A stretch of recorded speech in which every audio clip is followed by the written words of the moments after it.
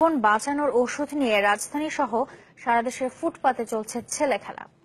যদিও আইনে স্পষ্টই বলা আছে অনিবন্ধিত কোনো স্থানে ওষুধ বিক্রি করা যাবে না। আর ওষুধ প্রশাসন বলছে অবৈধভাবে ওষুধ বিক্রি ঠেকাতে নিয়মিত অভিযান চালানো হচ্ছে। একজন চিকিৎসক বলছেন ওষুধের যত্রতত্র ব্যবহার হুমকিতে ফেলছে জনস্বাস্থ্য। মমিনুল হক আফান ও তুষার লস্করের ছবিতে আনিসুর রহমানের রিপোর্ট। আপনার জীবনে প্রেম করে বিবাহ হইব, বিবাহ কি করছেন না করবেন? সত্য কথা বলেন, কেমনে করছেন? এই যে ভাই আমার আগে করছে, দেখছ কান ধরে পাহাড় মন ভুলানো নানা কথাই চলছে ওষুধ বিক্রি। চেটে খান, এখন যে হোটেলে এক গ্লাস পানি খান, যান। এসব ওষুধে নাকি মেলে সর্বরোগের সমাধান, আর সেই আশায় ব্যস্ত পথিকও দাঁড়িয়ে পড়েন পামগেট মোড়ের এই মজমায়। জিনিসটা দেওয়ার আগে খাওয়ার জন্য কয় টাকা চাইছে আব্বা? কেউ দিছেন? 11 টাকা নিছি, চাইলেও করে দেব। হ্যাঁ, ওষুধ বেচতে অবলীলায় দেখানো হয় নানা অশ্লীল ছবি, সেই সাথে কুরুচিপূর্ণ কথাবার্তা আর জাদুর ভেলকি তো আছেই। আর এতেই মজে গিয়ে অনায়াসে পকেটের সব টাকা দিয়ে ওষুধ কিনছেন অনেকে। এর দাম হইল কত? 1550 টাকা। কত? 500 টাকা নিয়ে খাবো, বিশ্বাস থাকবো? দেখি এটা নাকি যে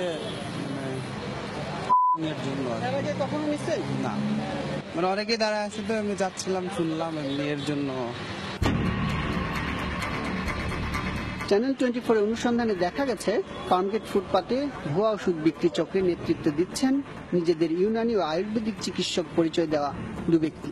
এদের একজন রফিকুল ইসলাম ফুটপাতে ওষুধ বিক্রির সাথে জড়িত নন এমন দাবি করলেও এ নিয়ে খবর প্রচার না করতে চেষ্টার কমতি ছিল না তার। ব্যবসা বলতে আমাদের কাজগুলো আমরা ওখানে প্রচারের জন্য দেখি। এখন ফুটপাতে আইটেম যেটা বিক্রি করতেছে এইটা আমার জানা মতে এটার কোনো ফেক নেই।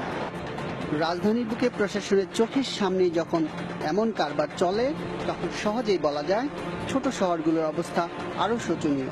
যদিও ড্রাগ অ্যাক্ট 1940-এ বলা আছে ফুটপাত, বাস, ট্রেন কিংবা অনুমোদনহীন জায়গায় কোনো ধরনের ওষুধ বেচতে পারবে না কেউই। তারপরও কিভাবে চলছে ওষুধ নামের এই অবাধ বাণিজ্য? পুরো ব্যাপারটা আসলে এক প্রকার প্রতারণা। অবৈধ ওষুধ কিনছে, বিক্রি করছে, আবার এই হকিং করছে। বাংলাদেশের বিভিন্ন জায়গায় এই ফুটপাতে ওষুধ বিক্রেতাদেরকে ধরা হচ্ছে, ভ্রাম্যমাণ আদালত পরিচালনা করা হচ্ছে, তাৎক্ষণিকভাবে যাকে পাওয়া যাচ্ছে সেখানে জেল জরিমানা দেওয়া হচ্ছে। মানুষকে সুস্থ করতে এই ওষুধ কতটা কার্যকর এমন প্রশ্নে এই চিকিৎসক জানালেন তথাকথিত এসব ওষুধ অনেক সময় রোগ না সারিয়ে হয়ে উঠছে রোগের কারণ। তাই এসব ব্যবহারে সতর্ক থাকার পরামর্শ তার। একই জিনিসের গত 10 বছর ধরে রং করে কালার করে বিক্রি করতেছে, কিন্তু বলার তো কেউ নেই, দেখারও কেউ নেই। এইসব ওষুধগুলো যদি বেশি দিন খায় কিন্তু মারাত্মক একটা ব্যাপার। কাজে ওদের যে ইম্প্যাক্ট, ওরা যা করছে একটা ইয়ের ভিতরে হয়তো, কিন্তু আমাদের ডাক্তার সাবধান হওয়া যারা একটু সাবধান হওয়া উচিত।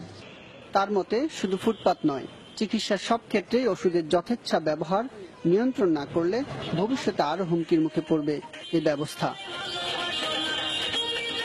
আনিসুর রহমান, চ্যানেল 24, ঢাকা।